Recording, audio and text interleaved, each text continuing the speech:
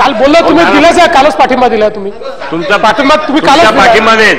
त्याच्यामध्ये मी एवढंच या निमित्ताने भरपूर बिझनेस आहे, राहू दे ना. सभागृहाला या ठिकाणी परवाही मी सांगितलं, आज अतिशय स्पष्टपणे पुन्हा एकदा सांगतो की राज्यामध्ये आपण नेहमी जयंती साजरी करतो, पण जी महापुरुष आहेत त्यांच्या संदर्भात आपण पुण्यतिथी देखील काही प्रमाणात साजरी करतो.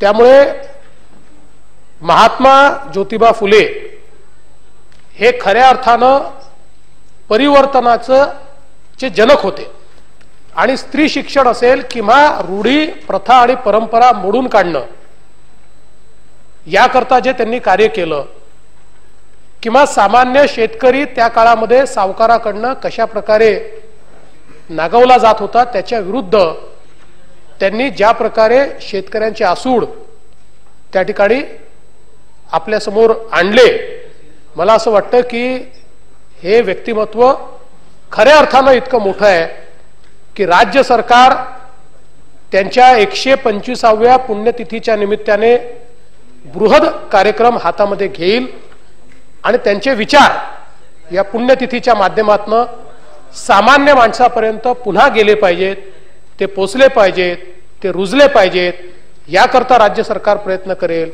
एवढंच नाही तर राज्य सरकार या निमित्ताने केंद्र सरकारला महात्मा ज्योतिबा फुलेंना भारतरत्न दिलं पाहिजे या संदर्भातली शिफारस देखील पाठवेल.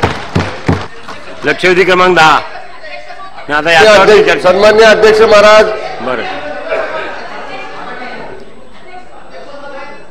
महोदय, मी मुख्यमंत्र्यांचं या ठिकाणी अभिनंदन करतो. त्यांनी आजचा जो या ठिकाणी भारतरत्न महात्मा ज्योतिबा फुले यांना देण्याच्या बाबतीमधला निर्णय घेतला.